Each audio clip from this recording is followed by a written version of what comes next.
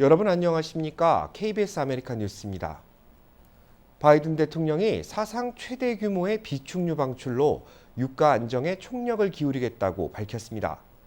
독일 등 유럽 국가들도 러시아의 가스대금 루브라 결제 방침에 거부 의사를 분명히 하며 반발하고 있습니다. 한보경 기자가 보도합니다. 미국이 역대 최대 규모의 비축유 방출로 유가 잡기에 나섭니다. 조 바이든 미국 대통령은 앞으로 6개월간 하루 100만 배럴씩 국가 비축유를 풀겠다고 밝혔습니다. 총 1억 8천만 배럴로 사상 최대 규모입니다. 동맹국들도 비축유 추가 방출에 나설 수 있다고도 덧붙였습니다. Together, our combined efforts will supply well over 1 million barrels a day. Nations coming together to deny Putin the ability to weaponize his energy resources against American families and families and democracies around the world. 미국의 대규모 비축유 방출 소식에 일단 국제 유가는 큰 폭 하락해 서부 텍사스산 원유 가격은 7% 하락한 100달러 선에서 거래를 마쳤습니다. 하지만 이런 유가 안정세가 지속될 수 있을지는 미지수입니다. 오펙, 즉 석유 수출국 기구와 주요 산유국들의 협의체인 오펙 플러스는 기대했던 5월 증산 규모를 소폭 늘리는 데 그쳤습니다. 서방 국가들의 강력한 경제 제재에 맞서 러시아가 에너지 무기화에 나서 원유, 천연가스 등의 수출량을 줄일 가능성도 배제하기 힘든 상황입니다.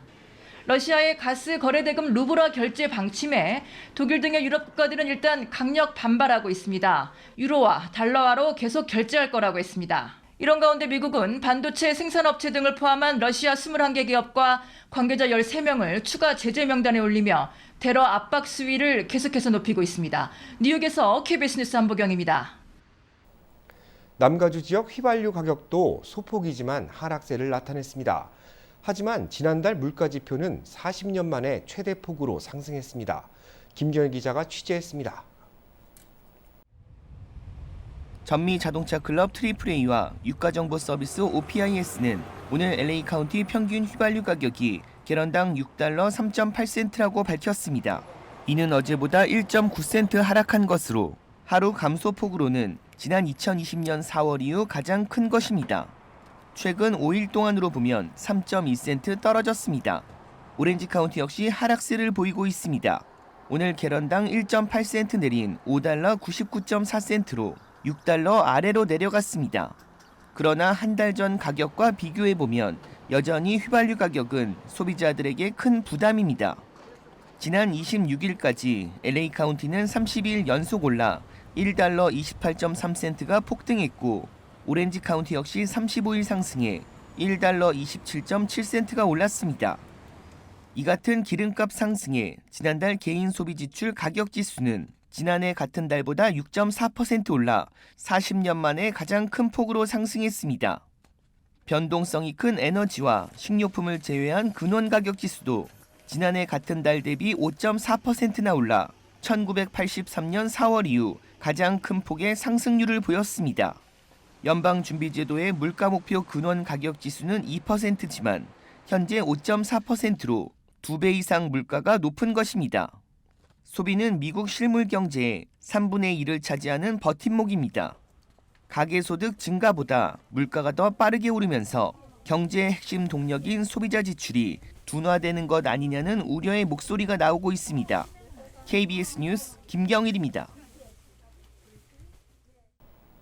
LA 카운티 소득 보장 프로그램이 오늘부터 신청자 접수를 받기 시작했습니다. 무작위로 선정된 1,000명의 주민은 매월 $1,000씩 36개월 동안 지급받게 됩니다. 오늘 시작된 LA 카운티 소득 보장 프로그램은 온라인 홈페이지를 통해 신청이 이루어지는데 이름과 생년월일, 거주지 등 기본적인 정보와 함께 가구 구성원과 연소득을 입력해야 합니다. 신청은 다음 달 13일까지입니다. 이 프로그램은 팬데믹으로 어려움을 겪고 있는 저소득층을 지원하기 위한 것으로 신청 자격은 1인 가구 $56,000, 2인 가구 $76,800, 3인 가구 $86,400, 4인 가구는 $96,000 이하의 연소득을 보유한 가구입니다. 버지니아의 30대 한인 여성이 실종된 지 20일 만에 싸늘한 주검으로 발견됐습니다. 관련 소식 제휴사 뉴욕 KBTV 김은지 기자가 보도합니다. 버지니아 페어팩스 카운티 경찰은 지난 24일 동거하던 남자친구로부터 살해당한 것으로 추정되는 35세 해나 최 씨가 메릴랜드 프린스 조지스 카운티의 피스카타웨이 공원에서 숨진 채로 발견됐다고 발표했습니다. 경찰 발표에 따르면 최 씨는 지난 5일 킹스타운 알렉산드리아 자택에서 남자친구와 다투던 중 폭행을 당해 사망했으며 남자친구인 27세 조엘 모소 메리노는 최 씨의 사체를 메릴랜드 공원에 유기하고 도주한 혐의를 받고 있습니다. 경찰은 800에이커에 달하는 공원을 일주일 넘게 수색해 사체를 발견했으며 검시관을 통해 사망자 신원과 사망 원인 등을 확인할 예정입니다. 한편 페어팩스 카운티 경찰은 지난 28일 기자회견에서 용의자인 메리노를 공식 수배한다고 발표했습니다. 제보자에게는 현상금 4만 달러를 지급한다고 밝혔습니다. 담당 경찰은 메리노가 범행에 이용한 차량이 워싱턴 DC의 도로에서 발견됐지만 현재 행방이 묘연한 상태라며 범행 후 조지아주 애틀랜타에서 마지막으로 목격됐다고 덧붙였습니다. 경찰에 따르면 용의자는 애틀랜타의 한 감시 카메라에 포착된 것으로 알려졌습니다. KBTV 뉴스 김은지입니다. 오늘은 트랜스젠더의 날입니다. 자신의 존재를 드러내는 것을 두려워하는 사람들에게 용기를 전하는 날이기도 한데요. 정부가 여권에 남성이나 여성이 아닌 제3의 성을 표기하는 것을 공식적으로 도입했습니다. 토니 블링컨 국무장관은 성명을 통해 다음 달 11일부터 여권 신청서에 남성과 여성 이외에 제3의 성인 젠더 X를 추가한다고 발표했습니다. 이번 조치는 남녀 성별 구분으로 특정되지 않거나 다른 성 정체성을 가진 사람들의 사생활을 존중하기 위한 것이라고 국무부는 설명했습니다. 국무부는 내년부터 여권 이외의 다른 서류에도 젠더 X를 추가할 방침입니다. 이번 조치에 대해 보수 성향의 공화당 소속 주지사가 이끄는 일부 주에서는 반발이 불가피할 것으로 보입니다. 바이든 행정부가 북한이 핵실험 준비를 시작했다고 여기고 있다고 CNN 방송이 보도했습니다. CNN은 5명의 정부 당국자를 인용해 북한이 최근 함경북도 길주군의 풍계리 핵실험장에서 갱도 굴착과 건설 활동을 다시 시작했다면서 이는 핵실험 재개를 위한 중요한 작업이라고 전했습니다. 이들 당국자는 핵실험이 얼마나 빨리 가능할지는 아직 분명하지 않다면서 복구 활동의 속도에 달려있다고 말했습니다. 러시아 우크라이나 침공 소식입니다. 우크라이나의 마리우폴에 피란 버스가 들어가기로 했는데 러시아군에 가로막혔다고 합니다. 이런 가운데 러시아는 수도 키이우를 비롯한 일부 지역에서 집중적인 공세를 이어가고 있다는 분석이 나왔습니다. 변진석 기자입니다. 우크라이나 남동부 인구 40만의 항구 도시 마리우폴. 러시아군의 집중 공격에 식량과 식수, 전기 공급 등이 끊기며 인도주의적 위기가 커졌습니다. 민간인을 대피시켜도 된다는 러시아의 제안에 국제적십자위원회가 피란버스 45대를 출발시켰습니다. 하지만 베레슈크 우크라이나 부총리는 출발한 버스들이 러시아군 검문소에 가로막혔다고 밝혔습니다. 러시아군이 버스를 통과시키지 않고 있는 정확한 이유는 아직 알려지지 않고 있습니다. 인도주의적 고통을 겪고 있는 주민들의 불안감은 더 커지고 있습니다. дома не стало моего. Это мы переживаем, как вы думаете? 이런 가운데 러시아군은 수도 키이우 등의 공세를 강화하고 있습니다. 미 국방부 고위 당국자는 러시아가 키이우와 돈바스 지역, 체르니우와 이지움 등 4곳에 공습을 집중하고 있다고 밝혔습니다. 앞서 러시아는 우크라이나와의 협상에 진전이 있다며 신뢰 구축 차원에서 군사활동을 축소하겠다는 입장을 밝혔습니다. 실제로 키이우를 에워쌌던 러시아군의 20%가 다른 곳으로 이동했지만 미국과 나토는 이를 철수가 아닌 재배치로 판단했습니다. 한편 미 국방부 당국자는 현 시점에서 러시아가 핵무기를 사용할 준비를 하고 있다는 징후는 없다고 설명했습니다.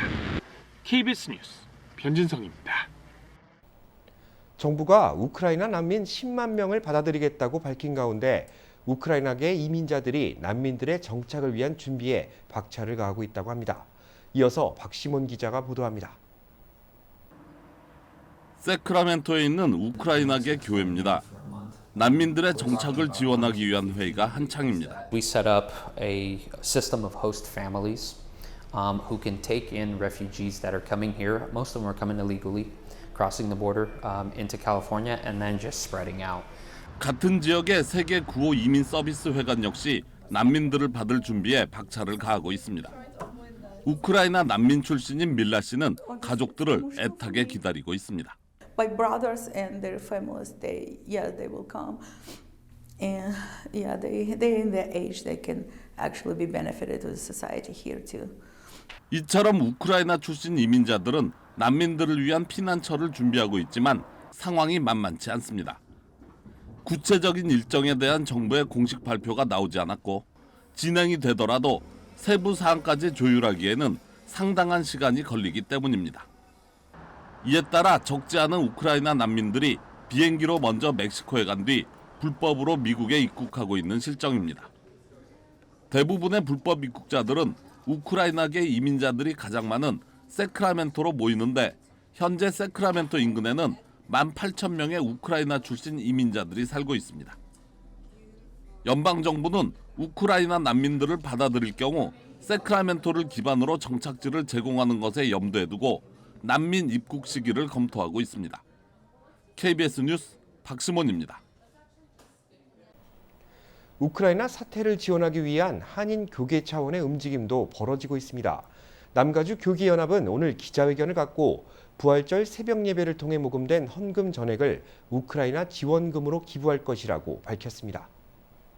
다음 달 17일은 기독교 최대 기념일 중 하나인 부활절입니다. 한인교회들은 팬데믹 사태 여파로 그간 연합 예배를 보기 어려웠습니다. 하지만 올해는 팬데믹 사태 종식을 기원하는 마음을 모아 연합 예배를 개최할 계획입니다. 남가주 교계연합은 오늘 주님의 영광교회에서 기자회견을 열고 남가주 한인교계가 하나가 되어 연합 예배를 진행할 계획임을 밝혔습니다. 팬데믹 이후에 처음으로 이렇게 연합으로 예배를 드리게 되는 거거든요. 그래도 이번에는 특별히 교협, 목사회, 또 LA 카운티 교협 다 하나가 되어서 교계연합은 부활절을 기념하는 교인들의 마음을 담아 우크라이나 지원에 나설 것이라고 밝혔습니다. 연합예배로 거둬진 헌금 전액을 우크라이나 지원을 위해 기부한다는 계획입니다. 부활절 새벽 연합예배를 하면 많은 교회들이 참여합니다. 그러면 교회들이 헌금을 하거든요. 그 헌금은 우리가 쓰지 않고 교회에서 사용하지 않고 전액 우크라이나로 보내려고 그럽니다. 한편 남가주 교계연합 부활절 새벽 예배는 다음 달 17일 오전 6시 주님의 영광교회에서 열립니다. 웨스트 아담스 지역을 통과하는 메트로 엑스폴라인과 LA 국제공항 인근을 통과하는 메트로 그린라인을 연결하는 공사가 막바지 단계에 접어들었습니다. 이르면 올 여름부터 일반 승객들의 탑승이 가능해질 것이라는 전망입니다. 메트로는 엑스폴라인과 그린라인을 연결하는 크랜셔 LAX 경전철 구간 공사가 사실상 마무리됐다고 밝혔습니다.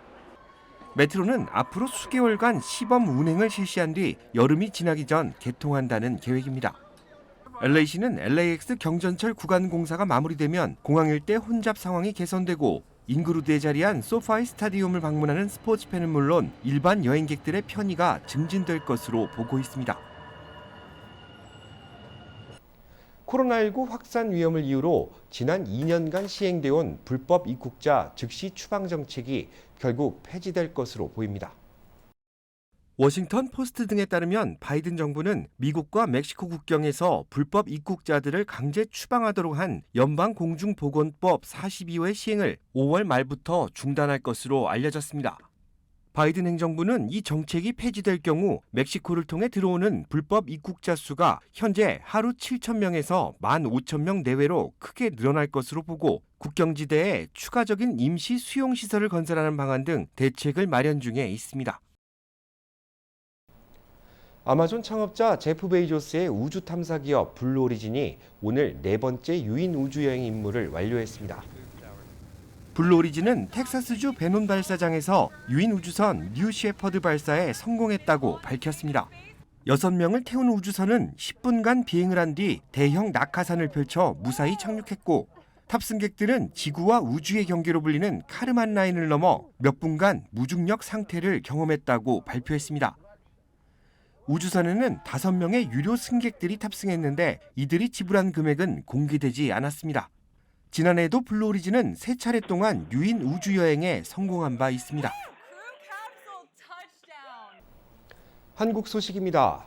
청와대 인수위 갈등 속에 윤석열 당선인은 경제에 초점을 맞춘 일정을 이어갔습니다. 유류세 인하폭을 30%로 확대하고 생애 첫 주택 구매자의 경우 주택담보대출 비율을 완화하는 등이 당선인과 인수위에서 제시됐습니다. 이화진 기자입니다.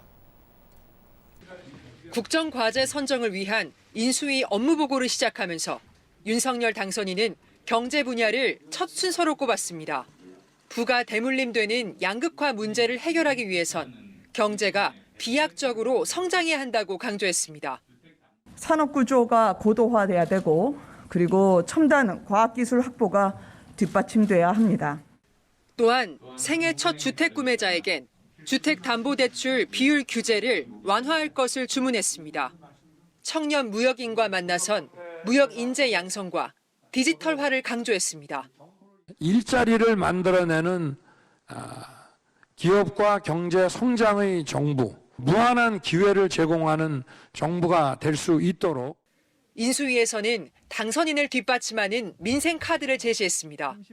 유류세 인하폭을 현행 20%에서 30%로 확대해달라고 정부에 공개 요청했고 손실 보상을 위한 추경안은 오롯이 윤석열 정부에서 결정해 출범 뒤 제출하겠다고 밝혔습니다.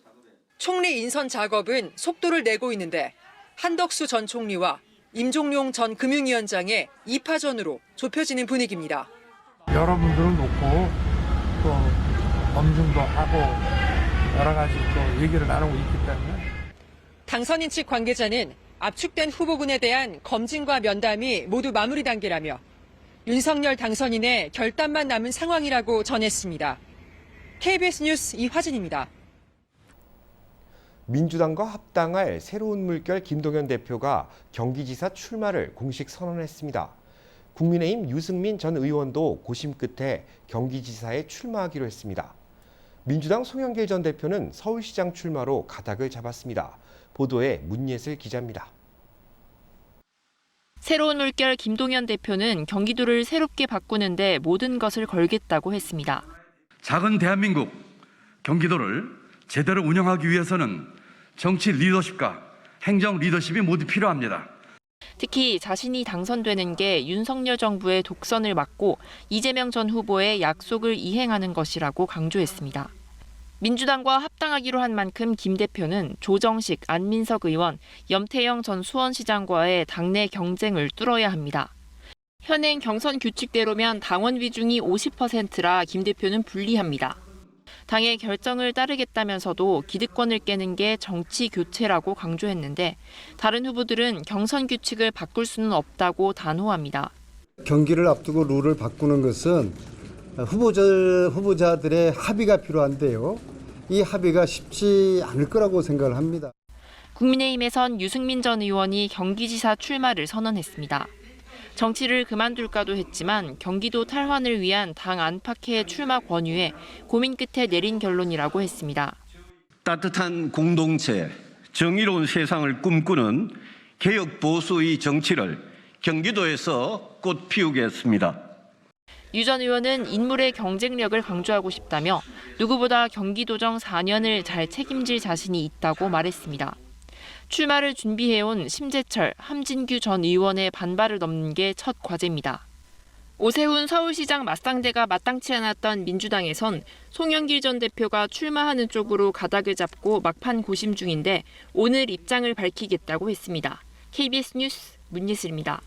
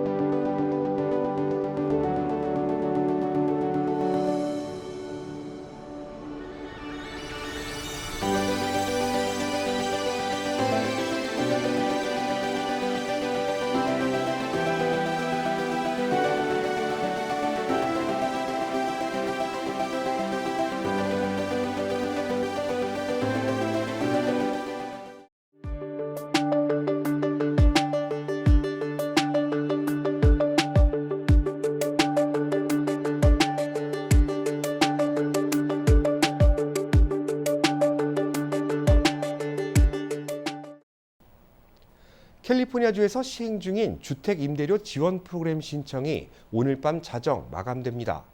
신청을 미루신 분들은 아직 신청할 수 있는 시간이 남아 있습니다. 프로그램 처리에 많은 시간이 소요되는 만큼 신청을 마친 사람들은 오는 6월 30일까지 강제 퇴거가 유예된다고 합니다. KBS 아메리카 뉴스 마칩니다. 시청해 주셔서 감사합니다.